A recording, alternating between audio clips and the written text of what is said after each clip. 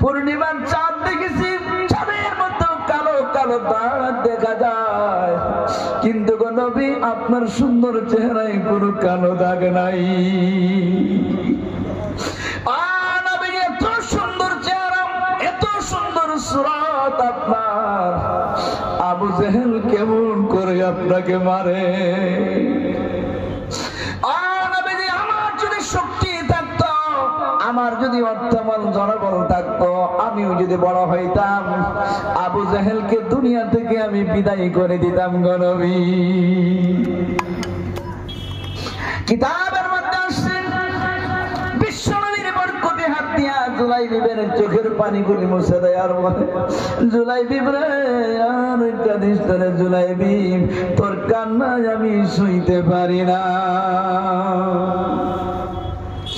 কত মোহাব্বত দেখেন! আল্লাহ রাব্বুল আলামিনের নবী বলেছেন, এই জামিনের মধ্যে সবচেয়ে বেশি মোহাব্বত যদি আমার নবীর প্রতি না হয়, ওই ব্যক্তি কখনো ঈমানদার হতে পারবে না। এরে মুসলমান, জুলাইবিব তেমন করে খালি বসে থাকে, আমার নবীর চেহারার দিকে খালি তাকায়া থাকে। আমার নবীজি জুলাইবিবের দিকে কখনো কখনো তাকায়, আর জুলাইবিবকে বলে, কাঁদিস না রে জুলাইবিব, আর কাঁদিস না। তুমি যখন কান্না করে রে জুলাইবিব, আমি দেখতে পাই আল্লাহর আরশটা যেন থরথর থরথর করে কাঁপে। কাঁদিও না রে জুলাইবিব, তুমি আর কাঁদিও না। হযরত জুলাইবিব এমন করে নবীর সামনে বসে থাকে। একদিন আমার নবীজি হযরত জুলাইবিবকে ডাকলেন, ডাক দিয়ে বলে, জুলাইবিব, ও জুলাইবিব, তোমাকে দেখলে বড় মায়া লাগে। বলেন তো দেখি, আমাদের মায়াটা কেমন, মোহাব্বতটা কেমন? যাকে দেখতে বেশি ভালো লাগে, কিবা তো টাকা পয়সা বেশি, কিবা তো শক্তি বেশি, কিবা তো জনবল বেশি, আমরা তাদেরকেই বলি আপনাকে ভালো লাগে। তাদের সন্তানগুলিকে কোলে নেই, চুমু দেই, কথা ঠিক কিনা বলেন? কিন্তু ওই রকম ব্যক্তিকে ভালো লাগে কথাটা আমরা কি বলি কোনদিন? কেমন দয়ার নবী আমার, কেমন দয়ার নবী! আল্লাহর সান্নিধ্য লাভ করতে গেলে সুন্দর চেহারা লাগে না, টাকা পয়সার দরকার হয় না, উঁচা লম্বা হওয়ার দরকার হয় না, ধনবল জনবলের দরকার হয় না। আল্লাহকে যদি অন্তরে কলবের মধ্যে জায়গা দেওয়া যায়, তবে আপনি আল্লাহকে হাসিল করতে পারলেই, আপনি আল্লাহ প্রেমিক হলেই তবে আপনার জীবন সার্থক হবে, আল্লাহকে পাওয়া যাবে। আল্লাহকে যদি আপনি আল্লাহ বলে যদি নির্জনে ডাক দেন, আমার আল্লাহ ডাক দিয়া বলে, রে বান্দা লাব্বাইক, তুমি আমাকে ডাকছো। সত্যিকার অর্থে বলছি, গভীর রজনীতে তাহাজ্জুদের নামাজ পড়ে মুসল্লায় বসে যখন আল্লাহকে ডাক দিবেন, আমার আপনার মনে হবে আল্লাহ যেন আপনার সামনে, আপনার তার সাথে কথা বলছে। হে মুসলমান, এই প্রেমের কারবার যদি আপনি শুরু করতে পারেন রে মুসলমান, দেখবেন আপনার দুনিয়ায় শান্তি হবে, পরকালেও মুক্তি হয়ে যাবে। আমি সবসময় বলে থাকি, আসামের জমিনে তো গজব কেন? তার একটাই কারণ, আমার শেখে বাসকান্দি হুজুর আজকে দুনিয়ায় নাই, আমাদের শেখ আব্দুল জলিল চৌধুরী হুজুর আজকে দুনিয়ায় নাই, আমার রূপের সুফি সাহেব হুজুর আজকে দুনিয়ায় নাই। এ আল্লাহওয়ালা বান্দা এমন আরো কয়েকজন যারা জমিনের মধ্যে, আসামের জমিনে যারা ছিল, তারা আজকে দুনিয়ায় নাই। আর তাদের মতো আরো কোন লোক তৈরি হচ্ছে না, এই জন্যই আল্লাহর গজব বলে আসতেছে। তাদের মতো লোক যদি তৈরি হন, পরমে বেটি মাদ্রাসার খায়রুল ইসলাম হুজুর ছিল, যেমন তার ইলম ছিল তেমন তার আদর্শ ছিল, আজকে সেই লোকগুলিকে হারিয়েছি, তেমন মানুষ আমরা তৈরি করতে পারি না রে মুসলমান। খারাপ পাইতেছেন আমার কথা? মুসলমানেরা লক্ষ্য করে, একটু মাদ্রাসা কাকে বলে রে মুসলমান? বাসকান্দির হুজুর বাসকান্দি মাদ্রাসা করেছেন। বাসকান্দি হুজুরের আসল বাড়ি হলো বদরপুর। আমি তিনার বাড়িতে গিয়েছি, বদরপুর থেকে তিনি বাসকান্দির জমিনে মাদ্রাসা করলেন। গোটা পৃথিবীতে আজকে সেই মাদ্রাসার নাম আছে, সেই মাদ্রাসার পরিচয় আছে। ঠিক কেমন করে মুসলমানেরা আজকে মাদ্রাসার মহব্বত আমাদের অন্তর থেকে চলে যাচ্ছে। আমরা অনেকেই মনে করি আলিম বানায়া কি হবে। এরে মুসলমান, আমি অদমের কথা আপনাদের শোনাই। আজকে আমাকে যদি সরকার ডাক দিয়ে নিয়ে যদি বলে মাসে 50,000 টাকা দেবো, একটা চাকরি করো, আমি বলবো না না না, তোমার গোলামি লাগবে না। কারণ আল্লাহ আমাকে 3 থেকে 4 মাসের ভিতরে যে টাকা দেয়, তোমার কলেজের প্রফেসর হয়ে তো টাকা দেখে জীবনে চোখে দেখে না। কথা ঠিক কিনা বলেন? 3 থেকে 4 মাসের ভিতরে তোমার বিমানের মধ্যে চড়ে বিভিন্ন দেশে ঘুরে বেড়াই, তোমার দেশের অনেক মন্ত্রীরাও জীবনে বিমানবন্দর দেখে নাই। কথা ঠিক কিনা বলেন? আলিম হতে পারলে আপনার ইজ্জত আছে। বলেন তো দেখি, আপনাদের নগাঁও জেলায় এমন কোন আলিম আপনি খুঁজে পাবেননি যে আলিমটা মানুষের হাজিরা কাজ করে বেড়া আছে? আপনাদের দিকে আছে কি? জুড়ে বলেন, আছে? এমন কোন আলিম কি পাবেন আপনার এলাকার মধ্যে? ঠেলা চালায়া খায় এমন পাওয়া যাবে কি? রিক্সা চালায়া খায় পাওয়া যাবে কি? বরং মানুষের খাবার নিয়ে বসে থাকে, কখন হুজুর আসবে তারপরে খাবো। কথা বলেন ঠিক কিনা? আলিম বানাবেন সন্তানদেরকে, হাক্কানি রাব্বানি আলিম বানাবেন। আপনার জমিনের মধ্যে ইজ্জত হবে, আর পরকালেও আপনার মুক্তি হয়ে যাবে। বন্ধুগণ, আমরা বলতেছিলাম হযরত জুলাইবি রাদিয়াল্লাহু তাআলা আনহুর কথা বলতে গিয়ে এতদূর চলে আসলাম রে মুসলমান। সাহাবায়ে কেরাম নবীজির কথা কেমন করে তারা মানত। এবার একদিন জুলাইবিকে আমার নবী ডাক দিয়া বলেন, জুলাইবি, ও জুলাইবি, তুমি কি বিবাহ করবা? জুলাইবি বলেন, নবী গো, কে আমায় বিবাহ করবে? বংশের পরিচয় নাই, আমি দেখতেও সুন্দর নয় গো নবীজি, আমি একজন প্রতিবন্ধী মানুষ, আমি এক চলতেও পারি না নিজে, কে আমাকে বিবাহ করবে গো নবী? কে বিবাহ করবে আমাকে?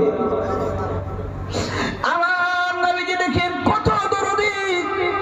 আমার নবীজি 3 দিন পরে আবার জুলাইবিকে ডাকলেন, জুলাইবি, বলো রে জুলাইবি, তুমি কি বিবাহ করবা? জুলাইবি বলেন, হ্যাঁ। ও নবীজি, কে আমাকে বিবাহ করবে?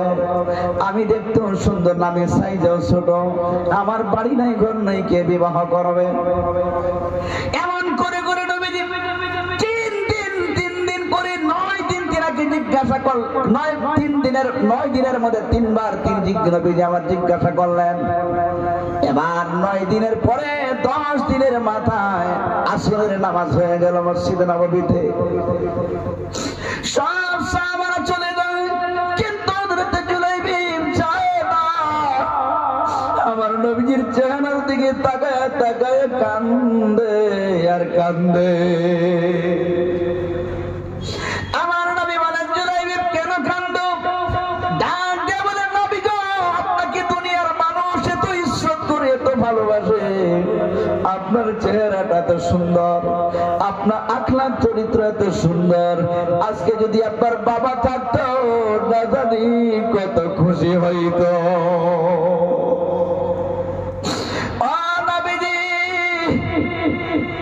আপনার জনম দুঃখিনী মা যদি আজকে দুনিয়ায় থাকতো, না তার না জানি কত ইজ্জত সম্মান পাইতো, কত খুশি হইতো গো নবীজি।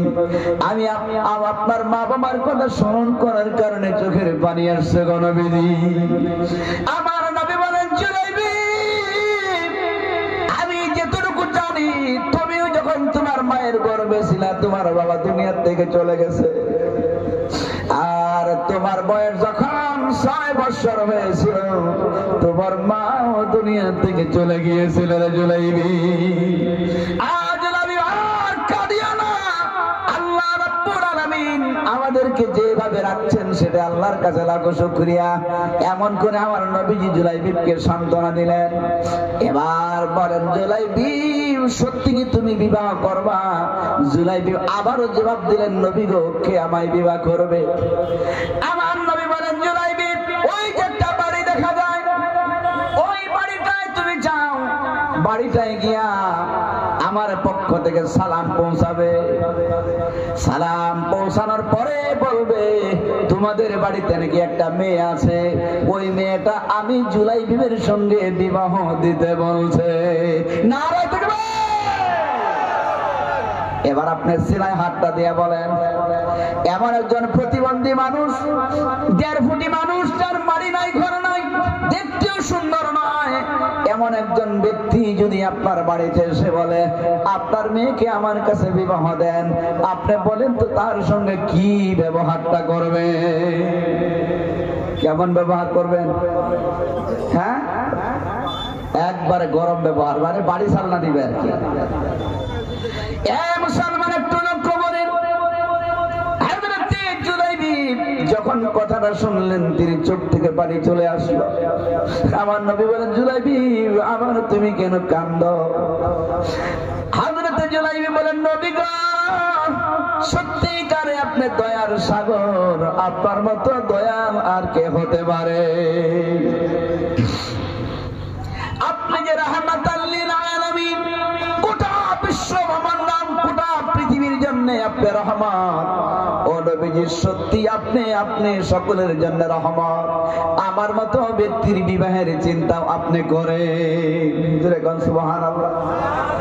এবার হযরত জুলাইবিব 1 কদম 2 কদম করে করে গড়িতে গড়িতে যেমন করে হাঁটতে হাঁটতে ওই সাহাবীর বাড়ির সামনে চলে গেলেন। সাহাবীর বাড়িতে গিয়ে তিনি দরজায় নক করলেন। সাহাবী ঘর থেকে বেরিয়ে দেখলেন এই ব্যক্তিটা দাঁড়ানো। এবার ডাক দিয়া বলেন, কি ব্যাপার? এবার জুলাইবিব বলে, বিশ্ব নবী আমাকে আপনার বাড়িতে পাঠিয়েছে। এই কথা বলার সঙ্গে সঙ্গে সাহাবী বলেন, দরজা খুলে দিয়ে ডাকলেন, আসেন আসেন, ঘরে বসেন। দেখছেন কারবারটা? কারণ নবীজি পাঠিয়েছেন, নবীজির মেহমান। জোরে কোন সুবহানাল্লাহ। আমরা যদি একটু ঘরের মধ্যে টাইস ফাইস লাগাই, কোন ব্যক্তি যদি কোনো বাচ্চা টাচ্চা গ্রামীণ ছেলেরা একটু কাদা টাদা নিয়ে ঘরে উঠে, হাই রে কি যে গালি দেই, কথা ঠিক কিনা বলেন? ঘাউ ঘাউ করে ধরে, মনে যে কি যে বেহেশতের টুকরা বানাইছে। কিন্তু জুলাইবিব তিনি যখন রাস্তা দিয়ে যাইতেন, মনে হতো যেন ফুটবল গড়িয়ে গড়িয়ে যাচ্ছে, শরীরে ধুলাবালি লেগে যেত তার। এবার যখন বলেছে বিশ্ব নবী পাঠিয়েছে, সাহাবী ঘরের দরজা খুলে দিয়ে বললেন, আসেন আসেন, ঘরের ভিতরে প্রবেশ করেন, ঘরে বসেন। এবার ঘরের মধ্যে বসলেন। এবার জুলাইবিব বলেন, শুনেন, বিশ্ব নবী আমার মাধ্যমে আপনাদের বাড়ির সকলের জন্য সালাম পাঠিয়েছে। বিশ্ব নবী যদি সালাম পাঠায়, এর থেকে ভালো জিনিস আর কি হতে পারে? বলার সঙ্গে সঙ্গে ওই সাহাবী আল্লাহর শুকরিয়া জ্ঞাপন করছেন, ওনার স্ত্রী শুকরিয়া জ্ঞাপন করছেন, ওনার মেয়েটাও শুকরিয়া জ্ঞাপন করছেন। এবার হযরতে জুলাইবিব সালাম পৌঁছানোর পরে আবার বললেন, শুনেন, আপনার যে বাড়িতে মেয়ে আছে, ওই মেয়েটা আমার সঙ্গে বিবাহ দিতে বলছে। এই কথা বলার সঙ্গে সঙ্গে ওই সাহাবী চিন্তা করলেন, আমার অন্তর তো খুশি, আমার নবী আমার মেয়ের জন্য বর পাঠিয়েছে, অত্যন্ত খুশি। কিন্তু আমার মেয়ে হলো এই জামানার শ্রেষ্ঠ সুন্দরী। কিতাবের মধ্যে আসছে, ওই জামানায় মদিনায় ওই মেয়েটা অত্যন্ত সুন্দরী ছিল, সুচরিত্রবান ছিল, অনেক জ্ঞানী গুণী সেই মেয়েটা ছিল। এবার বাবা ভাবছে, আমি কেমন করে মেয়ের সামনে প্রস্তাবটা তুলবো? আমার মেয়ে যদি প্রস্তাবে নারাজ হয় তাহলে কেমন হবে? তার মাও তেমনটা ভাবছে। জুলাইবিব বিবাহের প্রস্তাব দিয়ে তিনি চলে আসলেন বাড়িতে। এবার তিনি চলে আসলেন মসজিদে নববীতে। এইদিকে ওই মেয়েটার মা বাবা তারা আলাপ আলোচনা করছে, মেয়ের কাছে কথাটা কেমন করে শোনাবো? মেয়ে যদি নারাজ হয়, শুধুমাত্র আমার একটাই মেয়ে, কেমন হবে কথাটা? চলো যাই, নবীর কাছে যাই, নবীর কাছে গিয়া বলবো, নবী গো আপনার সব কথা আমরা মানবো, এই কথাটা জানি কেমন লাগে একটু উড্র করে নেয়, একটু উড্র করে। এটা কেন ভাবছে? মেয়ে মানবে কিনা এদের অন্তরের এই গুমান, তাই নবীজির কাছে আসতে চাইছে। এবার তারা যখন ঘরের মধ্যে আলাপ করে বের হবে, এমন সময় মেয়ে ঘরের ভিতরে থেকে সব কথা শুনতেছিল। দৌড় দিয়া বাবা মার সামনে দাঁড়ায়া বলে, রে বাবা মা, তোমাদের সাহস তো কম না, কারণ হলো রাহমাতাল লিল আলামিন বিশ্ব নবী আমার মতো একটা নগণ্য মেয়ের খবর রেখেছে, অবশ্যই তিনি আমার কল্যাণ চায়, আমার কোনো ক্ষতি হোক সেটা তিনি চায় না। কিতাবের মধ্যে আসছে এই কথা বলে মেয়েটা বেহুশ হয়ে জমিনে পড়ে গেছে। সঙ্গে সঙ্গে মা বাবা তাকে পানি টানি দিয়া যখন হুঁশ আসলো, বললো, মেয়েরা কি হয়েছে তোমার? মেয়ে ডাক দিয়া বলে, বাবা এর থেকে ভালো আর কি হতে পারে, রাহমাতাল লিল আলামিন আমার খবর রাখে, এই আনন্দে আমার হুঁশ হারায় গিয়েছিল বাবা। কত ভালোবাসতো সাহাবারা নবীজিকে, কত মহব্বত করতো রে বন্ধুরা আমার। আমাদের নবীজির প্রতি আমরা কতটুকু মহব্বত রাখি। এবার ওই সাহাবীর মেয়ে যখন বলল, বাবা বিশ্ব নবী আমার কখনো কল্যাণ চাইবে না, আর আল্লাহ রাব্বুল আলামিন কোরআনের মধ্যে বলেছেন, এটা হাদিসে কুদসির কথা বলছে, কোরআনে নয়, হাদিসে কুদসিতে আসছে। আল্লাহ রাব্বুল আলামিন বলেছেন, তো আমার বন্ধু যদি তোমাদের কাছে কোনো জিনিস চায়, তোমরা কখনো তাকে খালি ফেরত দিও না। মেয়ে ডাক দিয়া বলেন, আল্লাহর নবী প্রস্তাব দিয়ে পাঠিয়েছেন, এই প্রস্তাবে যদি নারাজ হয়ে যায়, যদি রাজি না হয়, দুনিয়াও ধ্বংস হবে, পরকাল বরবাদ হয়ে যাবে। না না বাবা না, আবার নবীর কাছে কোনো নালিশ করিও না। এবার নবীজির সাহাবী চিন্তা করলেন, আমার মেয়ে যখন রাজি, এবার ওই সাহাবী এবং তিনার স্ত্রী আর মেয়ে তিনজন একত্রিত হলেন, আর সাথে সাথে মসজিদে নববীর মধ্যে রওনা দিয়া আমার নবীজির সামনে হাজির হয়েছে। আমার নবীকে ডাক দিয়া বলেন, নবী গো, নবীজি আপনি জুলাইবিবের মাধ্যম দিয়ে যে প্রস্তাবটুকু পাঠিয়েছিলেন, আমরা সবাই সেই প্রস্তাবে রাজি হয়েছি, আপনি আর দেরি করবেন না, বিবাহ পড়াইয়া দেন। নারে তাকবীর। সুন্দর কথা সামনে।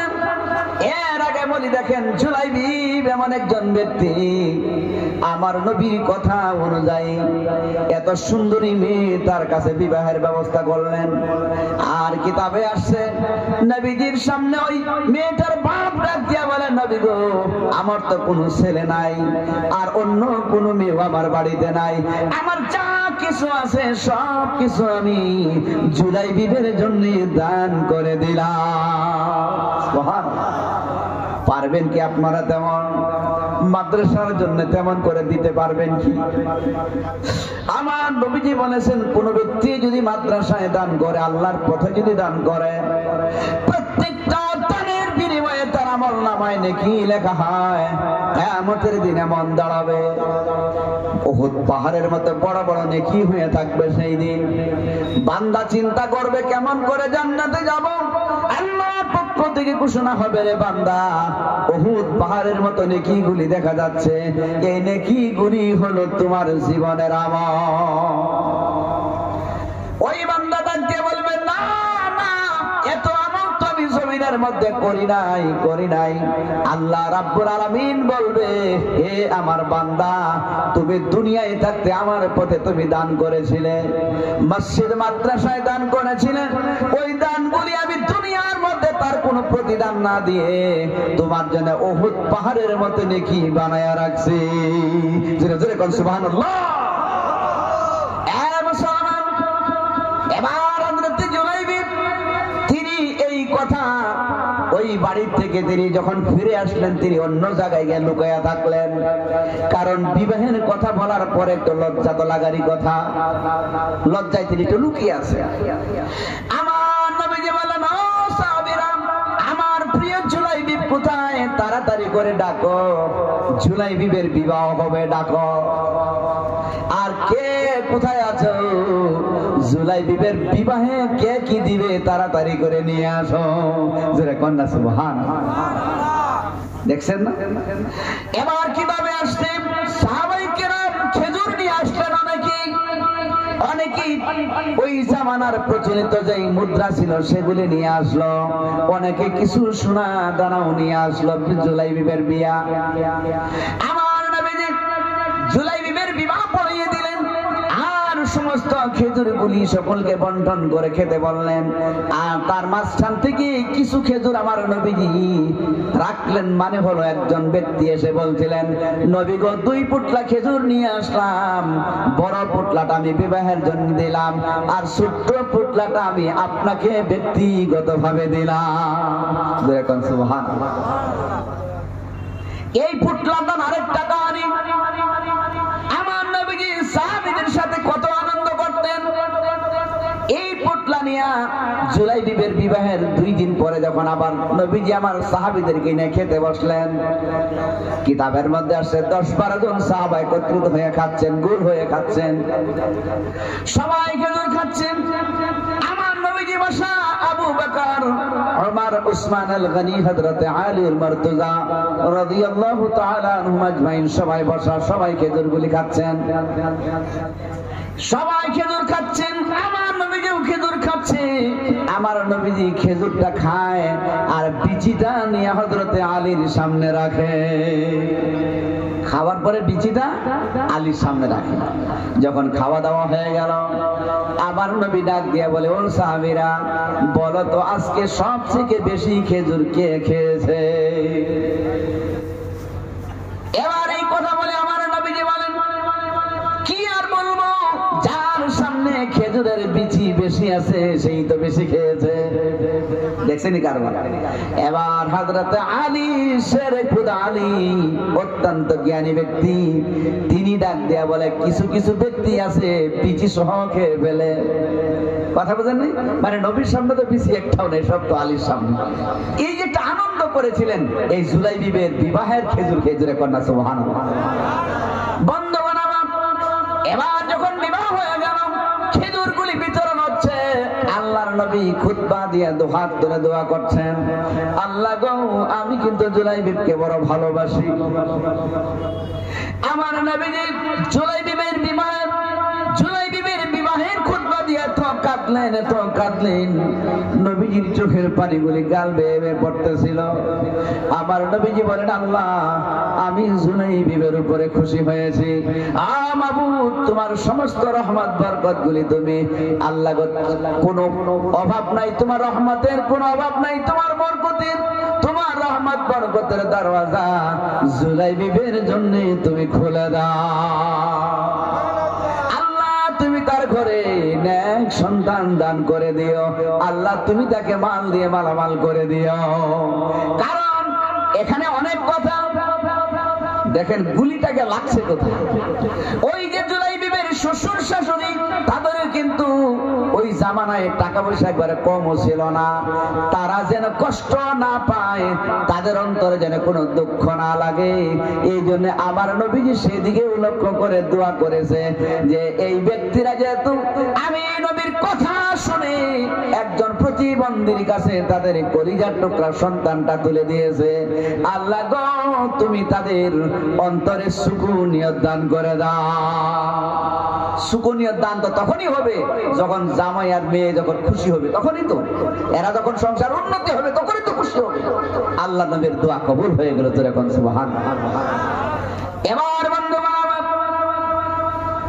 সংক্ষিপ্ত আকারে বলছি, এবার জুলাইবিব বিবাহ হয়ে গেল।